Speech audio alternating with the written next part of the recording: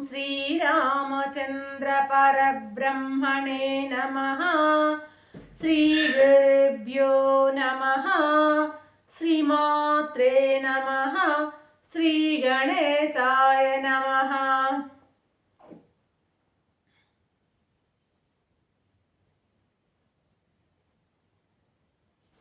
ప్రియాత్మ బంధువులారా, యోగ వాసిష్టం నిర్వాణ ప్రకరణము 521వ భాగం. వశిష్ఠ మహాదేవుడు చెప్తున్నారు. ఎవరికి? రాముల వారికి. ఏమంటున్నారు? ఒక్క మాట చెప్తాను వినవయ్యా రామయ్య. ఇప్పుడు ఎక్కడ ఏ పదార్థము, ఏ వస్తువు, ఏ పదార్థం కనిపిస్తున్నా అది ఎట్లాంటి ఆకారమైనా సరే, ఏ పదార్థమైనా సరే దానికి ఒక స్వభావం అంటూ ఉంటుంది. ఆ స్వభావానికి నీటికి ఒక స్వభావం ఉంటుంది, అగ్నికి ఒక స్వభావం ఉంటుంది, అదేవిధంగా వాయువుకి ఒక స్వభావం ఉంటుంది, మృత్తికకు ఒక స్వభావం ఉంటుంది. కాబట్టి ఏది కనిపిస్తున్నా, ఏ ఆకారం ఎక్కడ మనకు కనపడ్డా కూడా దానికి పర్టికులర్గా ఒక స్వభావం అంటూ ఉంటుంది.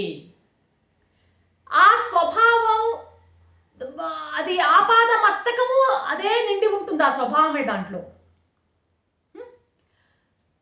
కాబట్టి ఆ పర్టికులర్ పదార్థము ఆ స్వభావాన్నే కలిగి ఉండడం అన్నది చూస్తుంటాం. దానికి విజాతీయమైనది ఏది కూడా దాంట్లో ఉండడానికి అవకాశం ఉండదు అన్నమాట. దానికి సజాతీయమైనదే స్వభావమే అందులో మనకి గోచరిస్తూ ఉంటుంది. ఇప్పుడు సర్వము బ్రహ్మమే అంటున్నాం, అంతా బ్రహ్మమే అంటున్నాం, స్వరూపం అంతా కూడాను బ్రహ్మమే. ఇది ఇక్కడ మనం ఈ కాన్సెప్ట్ తీసుకోవాలి. ఇందాక మనం పర్టికులర్గా అన్నాం దాన్ని. ఇప్పుడు సర్వము, సమస్తము బ్రహ్మమే, స్వరూపం అంతా బ్రహ్మమే అన్నప్పుడు ఇప్పుడు ఏ రూపాలు చూసినా, ఏ పదార్థాలు చూసినా అవి ఒక్కొక్క రూపంలో విజాతీయంగా మనకు కనిపిస్తున్నా, వాటి స్వభావాలతో కనిపిస్తున్నా ఆ రూపాలలో ఉన్నటువంటి స్వరూపం ఏమిటి అన్నది కనుక గమనిస్తే మన వేదాంత పరంగా, అద్వైత పరంగా ఆ స్వరూపం ఒకటే ఒక స్వరూపం. ఆ ఆకారం ఏమైనా కనపడిని, వ్యవహారం ఏదైనా కనపడిని, దాని స్వరూపం ఒకటే ఒకటి. ఏంటంటే సత్తు చిత్తు. సచ్చిత్తులే దాని స్వరూపం, వాటి స్వరూపం. నీకు ఎలాగైనా కనపడిని, పైకి ఏ ఆకారంలో కనిపించండి, ఎటువంటి పదార్థమైనా కానీ అందులో ఉన్న స్వరూపం మాత్రం ఒకే ఒక స్వరూపం, అది సచ్చిత్ స్వరూపము. అర్థమైందా? కాబట్టి ఆ విధంగా మనం ఏ వస్తువునైనా చూడు, దాని స్వరూపాన్ని మనం దేనిగా చూడాలా? సచ్చిత్తులుగానే చూడాలన్నమాట. కాబట్టి ఇప్పుడు ఏమంటున్నాడు ఇక్కడ మహర్షి? అన్నింటా ఉన్నది ఏది అని, అంటే ఆ స్వరూపం ఏది అని ప్రశ్నించినప్పుడు ఆ స్వరూపం ఆకాశమే అంటున్నాడు అన్నమాట. ఇప్పుడు ఆకాశంలోనే అన్ని పదార్థాలు ఉన్నాయి. ఆకాశంలో ఉండేటువంటి పదార్థాలన్నీ కూడా ఏంటి? ఇప్పుడు ఎలా చెప్పాలి ఇది? ఇప్పుడు ఆకాశం ఉంది, ఆకాశంలో వివిధ పదార్థాలు, గోళాలు, సూర్యుడు, చంద్రుడు, ఇంకా నక్షత్రాలు, రకరకాల గ్రహాలు అన్నీ ఉన్నాయి. అర్థమైందా? అయితే ఆకాశము అంతా కూడాను ఏది? మొత్తం స్వరూపం అంతా కూడాను ఆకాశమే. ఆకాశం, అందులో ఉండేటువంటి పదార్థాలన్నీ కూడాను ఇప్పుడు అంతా ఆకాశమే అన్నప్పుడు ఆకాశంలో ఉండే పదార్థాలన్నీ కూడాను ఆకాశంగానే ఉండాలి. అయితే ఈ పదార్థాలు విజాతీయంగా కనిపిస్తున్నాయి, అయినా అవన్నీ కూడాను ఆకాశ స్వరూపమే అని అర్థం చేసుకోవాలంటున్నాడు. చిత్రం ఏంటంటే ఇవన్నీ ఆకాశంలోనే ఉన్నాయి. సూర్యుడు, చంద్రుడు, నక్షత్రాలు అన్నీ ఆకాశంలో ఉన్నాయి. ఇవన్నీ ఆకాశంలోనే ఉన్నాయి, మళ్ళీ వీటిలో కూడా ఆకాశం ఉన్నది. అర్థమైందా? ప్రతి అణువు కూడాను, వీటిలో ఉన్న ప్రతి అణువు కూడా ఆకాశంతోనే నిండిపోయి ఉన్నది. ఆకాశం కంటే విలక్షణంగా ఏ పదార్థము ఉండడానికి అవకాశమే లేదు అంటున్నాడు ఇక్కడ. అర్థమైందా? ఆకాశం కంటే విలక్షణంగా ఉండేటువంటి సత్తా ఏదీ లేదు. సెపరేట్గా ఏ సత్తా లేదు, ఏ ఎగ్జిస్టెన్సు లేదు. ఆకాశం యొక్క సత్తా కంటే వేరుగా ఈ పదార్థాల్లో వేరుగా సత్తా ఏది లేదు. ఆకాశంలో ఉండేటువంటి సత్తే పదార్థాల్లో కూడా ఉన్నది. అంటే ఇప్పుడు చూడండి, అర్థం కావాలంటే, ఇప్పుడు ఈ గదిలో ఆకాశం ఉంది, ఈ ఆకాశంలో ఆకాశం ఉన్నది అంటాం, సత్తు ఉంది అంటున్నాం. అదేవిధంగా ఈ గదిలో ఉన్నటువంటి అన్ని పదార్థాలు ఉంది ఉంది ఉంది ఉంది అంటున్నాం. ఆకాశంలో ఉన్నటువంటి ఉంది, ఈ పదార్థాల్లో ఉన్నటువంటి ఉంది, ఎగ్జిస్టెన్స్ రెండు ఒకటే. అర్థమైందా? రెండు పదార్థాల్లోనూ సత్తా కూడాను ఒకటే. పదార్థాలు ఇప్పుడు ఆకాశం ఒకటి, ఇందులో ఉన్న పదార్థాలు మరొకటి, రెండుగా కనిపిస్తున్నాయి. పదార్థాలు వేరు, ఆకాశం వేరు అనిపిస్తుంది. కాబట్టి మనం ఆకాశం ఉంది, ఈ పదార్థాలు ఉన్నాయి అంటున్నాం. అయితే ఈ పదార్థాల్లో ఉన్న సత్తా, ఆకాశంలో ఉన్న సత్తా రెండు ఒకటే. సత్తా ఒకటే, రెండు లేదు. అలాగే సూర్య చంద్ర, ఈ గది వదిలేస్తే సూర్యుడు చంద్రుడు నక్షత్రాలు గోళాలు అన్నిటి సత్తా సత్తు ఉన్నది. సూర్యుడు ఉన్నాడు, చంద్రుడు ఉన్నాడు, ఆ బృహస్పతి గ్రహం ఉన్నది, ప్లూటో ఉంది, నెప్ట్యూన్ ఉంది ఉంది ఉంది ఉంది అన్ని సత్తా ఉందే. ఆకాశం ఉంది. అర్థమైందా? వీటన్నిటికీ, సూర్య చంద్ర నక్షత్ర గోళాలన్నిటికీ సత్తా ఏది? ఆకాశం. ఆకాశానికి సత్తా ఆకాశం, సూర్యమండలానికి సత్తా ఆకాశమే, చంద్రమండలానికి సత్తా ఆకాశమే, అదేవిధంగా అన్ని గ్రహాలకు ఉన్న సత్తా ఆకాశమే అన్నమాట. అక్కడ రెండు లేవు, సత్తు ఒకటే. ఆ ఆకాశం సత్తా ఎక్కడ ఉందో మిగతా ఈ గోళాల యొక్క సత్తు కూడా అక్కడే ఉంది. అది ఎక్కడ ఉందో ఇది అక్కడే ఉంది. అది ఎక్కడ వ్యాపించి ఉందో ఇది అక్కడే వ్యాపించి ఉంది. ఆకాశం లేదనుకో, ఇక సూర్యమండలం స్థితి ఎక్కడుంది, సత్తా ఎక్కడ ఉంటుంది? ఆకాశం ఉంది అనకపోతే సూర్యమండలం ఎక్కడ ఉంటుంది, దాని సత్తా ఎక్కడ ఉంటుంది? ఆ సూర్యమండలం ప్రతి అణువు కూడాను ఉంది అంటున్నామా లేదా? సూర్యాన్ని మండలాన్ని అంతటిని విభజిస్తే అణువుగా తీస్తే ఉన్నది ఉన్నది అంటున్నామా లేదా? మరి ఆకాశం అనేది లేకపోతే ఆ సూర్యమండలం యొక్క స్థితి ఎక్కడా?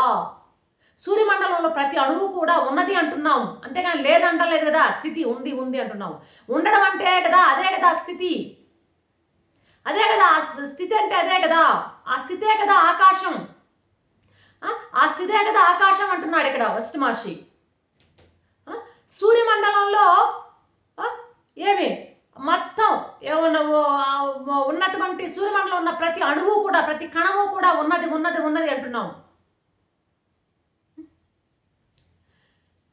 కాబట్టి ఇప్పుడు ఒక ఆకాశానికి జవాబు, ఉదాహరణ చెప్తున్నాం, ఇది ఒక ఆకాశానికి సమాధానం చెప్పలేము మనము అంటున్నాడు వశిష్ఠ మహర్షి. అంటే ఆకాశంలో ఏ సత్త ఉన్నదో ఆకాశంలో ఉన్న ప్రతి పదార్థంలో ఉన్న సత్త కూడా అదే అని చెప్తున్నాము. అది మనం అర్థం కావాల్సింది.